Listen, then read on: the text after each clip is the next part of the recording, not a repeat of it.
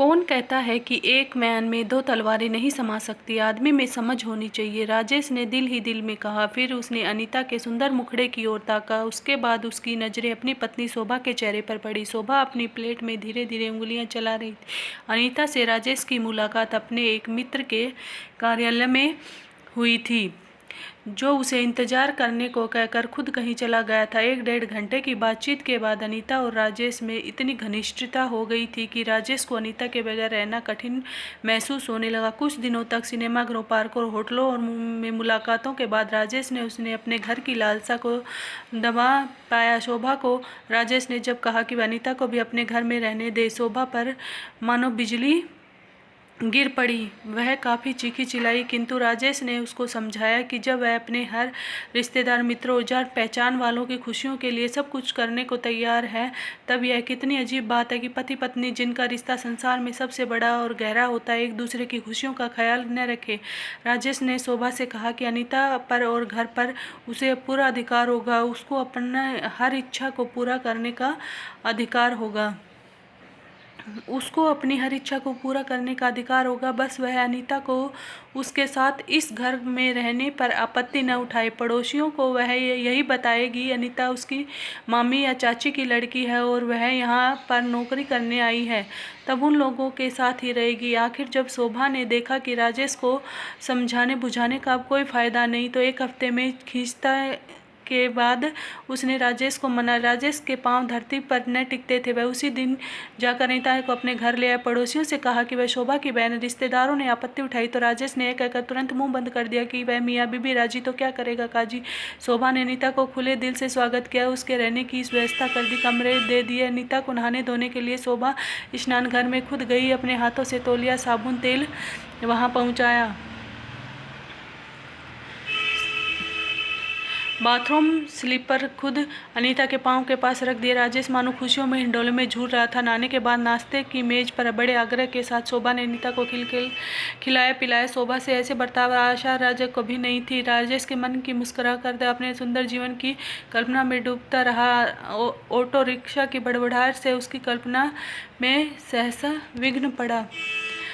Auto rickshaw के से एक लंबा चौड़ा खूबसूरत युवक उतरा और हेलो शोभा बोलते हुए उसके घर में घुस गया। शोभा एकाएक उसकी तरफ देख, किंतु थोड़ा सा रुक गई। उसे नौजवान के आगे बढ़कर शोभा के कंधे पर अपनी बाह रख दी। शोभा, राजेश भैया। ऑटो रिक्शा से अपने उस सामान उतार लिया। सन हुई राजेश की तरफ मुंह फेर कर रखा। कुछ समय बाद ही राजेश ऑटो रिक्शा वाले से एक नवयुवक का सामान अंदर रखवाया, उसके पैसे देकर चलता किया।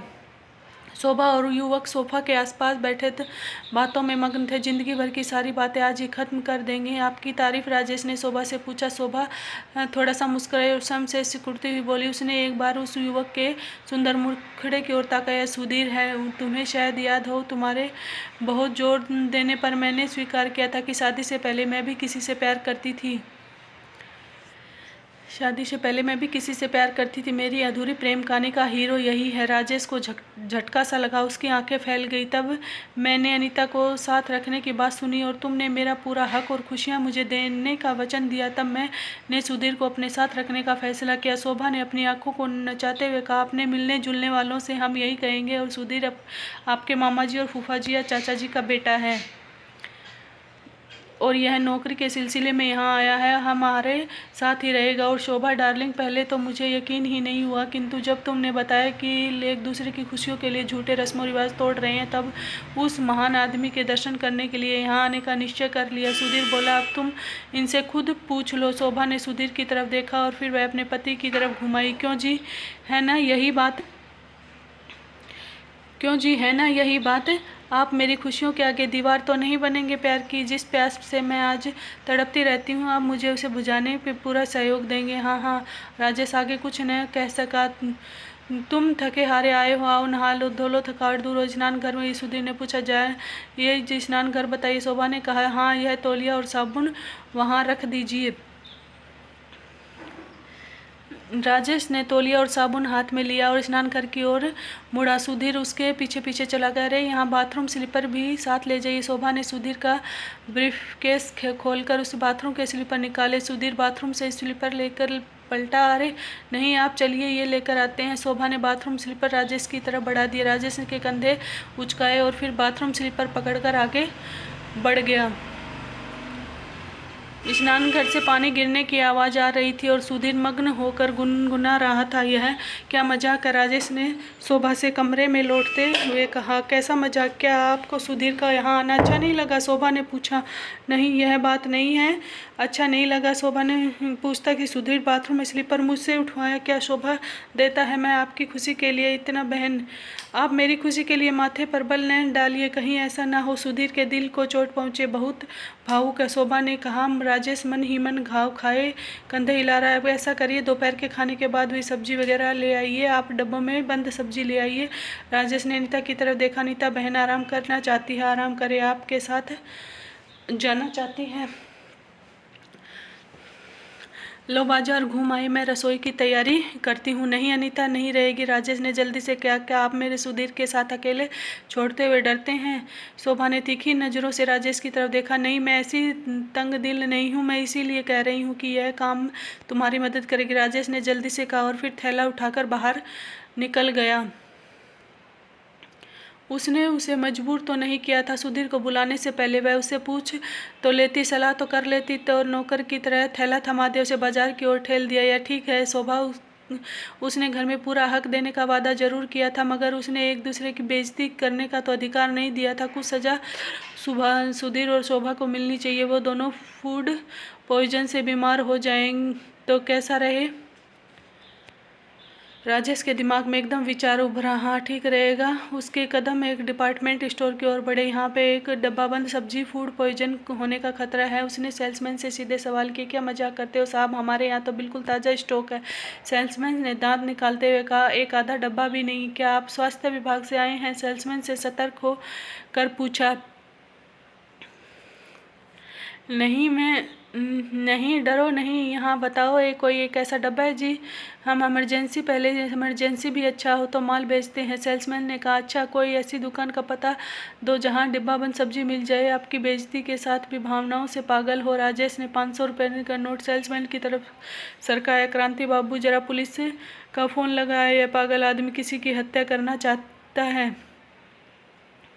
सेल्समैन ने टेलीफोन के करीब बैठे एक नौजवान से कहा। पुलिस का नाम सुनकर राजेश उड़नछू हो गया। 500 रुपये का नोट काउंटर से उठाते हुए उसे धुन सुध न रही। सुधीर व शोभा को बीमार करने देने का विचार उनके दिमाग से उड़ गया। तो वह दोनों की सेहत ठीक रहने की ख्वाहिश करते थे। उसने डरे हुए मस्तिष्क से यह विचार उभरा भी तो सुबह को कुछ सेल्समैन की गवाही पर वह पकड़ लिया जाएगा। रात को खाने के बाद कॉफ़ी का दौर चला। वे चारों बैठक में बैठे हुए थे। सुधीर अपने चुटकुलों से सबको हंसाता। क्या बात डार्लिंग, कुछ दिन नहीं बोल रहे थे? तो अनीता ने राजेश के करीब सरकते हुए कहा। मैं तो कहता हूँ राजेश जी, यदि इससे सब लोगों को समझदार हो जाए तो प्रेम का कारण होने वाली सारी समस्याएं समाप्त हो जाएंगी। सुधीर ने कहा। और प्रेम में निराश होकर आत्महत्याएं भी नहीं होगी, कोई न करे। अनीता बोली। ये मानव जाति को कितना अच्छा सुझाव है राजेश जी, ने शोभा ने कहा। मगर पहले तो तुम अड़ियल घोड़े की तरह हैं, दुलत्तियां झाड़ रही थी, मरने मारने की धमकियां दे रही थी। राजेश ने शोभा की तरफ देखकर कहा। तब मैं तुम्हारे दिल की गहराई नाप नहीं पाई। अच्छा भाई, तुम दिल की गहराई नापो, हम तो नींद की गहराइयों में उतर चले। सुधीर उठ खड़ा हुआ। शोभा डार्लिंग, सोने का कमरा किधर है? वह बाएं कोने वाला इनका है और दाएं कोने वाला हमारा। अच्छा भाई, गुड नाइट। स्लीपिंग गाउन सरकाता हुआ सुधीर दाईं और सोने से कमरे की ओर बढ़ गया। सुधीर के चले जाने के बाद कुछ देर बाद अनीता अंग्रेजी पत्रिका के पन्ने पलटती रही। फिर वह अंगड़ाई लेकर उठी और सोना नहीं राजेश डार्लिंग, तुम चलो, मैं थोड़ी देर में पढ़ूंगा। राजेश ने अनमने स्वर से कहा। Okay, good night. Good night Rajesh. तुम नहीं बोला, लेकिन शोभा ने स्वेटर पर सलाई चलाते हुए कहा। फिर मैं शोभा छा गई। घड़ी टिक टिक और शोभा की सलाइयों की टकटकाहट इस खामोशी को तोड़ देती। राजेश अनमने कर कुर्सी पर बैठ गया। जब सो गई 1 बजने को आया तो नींद आ रही है। शोभा उनके गालों को सलकाई खोजती हुई बोली।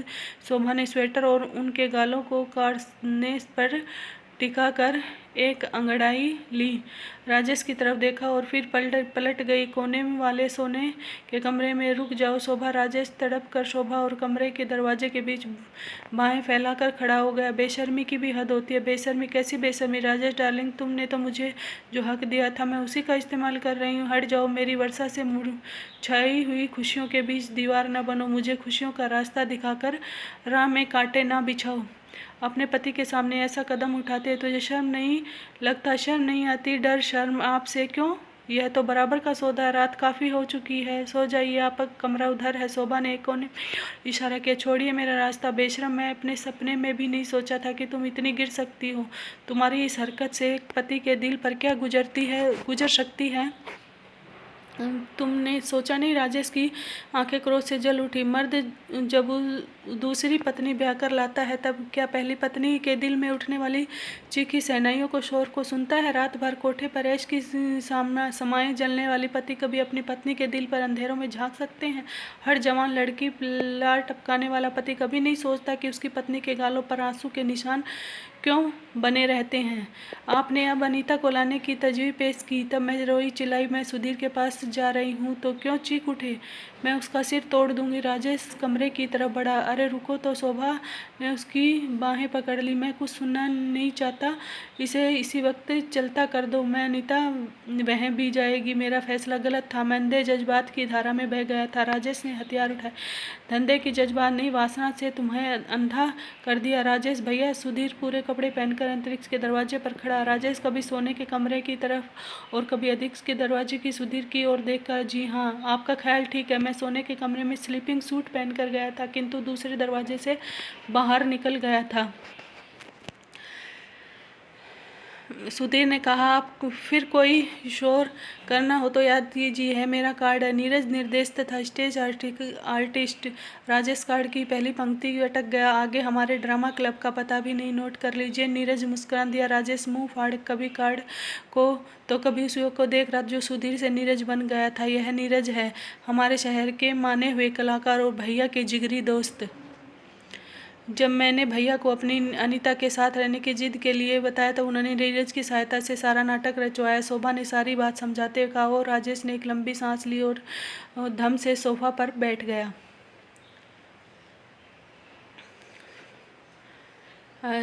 ढेरों शिक्षाप्रद कहानियाँ और सुनने के लिए हमारे चैनल को सब्सक्राइब करें। वीडियो अच्छी लगी हो तो लाइक करें। चैनल पे पहली बार तो सब्सक्राइब करें। चलिए मिलते हैं एक नई स्टोरी के साथ। Bye bye.